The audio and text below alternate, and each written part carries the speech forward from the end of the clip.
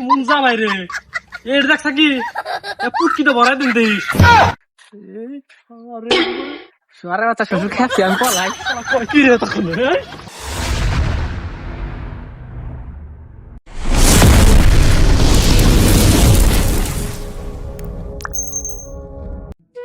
শ্বশুর ফাদার জামাই কোন মানে বিয়ে করছি ওই শোনো তুই বিয়া না করলাম নি তাহলে তোর কেমন থেকে এলো কারা বিয়ে করছি ওই তোর শরীর রে হ্যাঁ আমি এটা খারাপ কাম করছি কে তো শরীরে বিয়ে করবা গেলাম কে খানে ইষ্টি করলেন নি একটা আত্মীয় পারলো নি ঘর পারলো নি আমরা অনেক যাবত আনলাম নি আমি খারাপ কাম করছি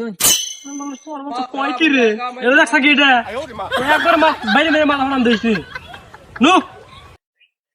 শ্বশুর ফাদার হ্যাঁ কোন এই বিলটা কেরা করছে তোর বাবাই ঘুরতে এ তো মাটি কোনে দিছে আমি খাইছি না মাটি এটা আপনি খারাপ কাম করছুন আমার তো ফোন মারলে তো আমি ব্যবস্থা চাউল পাঠিয়ে দিলাম নি কি মন জামাই রে এটা দেখছ কি পুটকি তো ভরাই দিন দিস পুটকি তো ভরাই দিন দিস আজ বাজে ব্যস্ত ভরা গেলি নু শ্বশুর ফাদার আবার কি হলো এবার দুটো অনেক ব্যস্ত ভরাস এই যে বাইরে মেরে দাঁত লাগাইলাম দিস হেই এটা এটা খারাপ করলেন আমার যদি দাঁত ভাঙ্গেন তাহলে শ্বশুর বাড়িতে মাংস খাম কেমন করে তুই চুপ থাকবি না যাই শ্বশুর কুকুরকে সাহায্য করে দিছি আন্ডার জন মেয়ে বিয়ে দেন তাহলে এর মতো যেন বোকা জামার কাছে কেউ যেন মেয়ে বিয়ে দেন না আমার না বস্তান রাখবো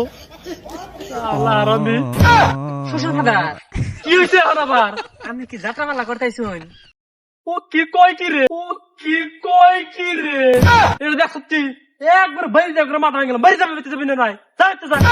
শ্বশুর ফাদার কি হয়েছে আপনি আমার সম্মান করতেছুন না খেত দিতেছুন এখন যদি বিয়ে উল্টা না বকস তাহলে ধরে এটা তো সম্মান করো কি শ্বশুর ফাদার কি শাশুড়ি মাতার কি আমার জন্য হুরকি যাওয়া করছে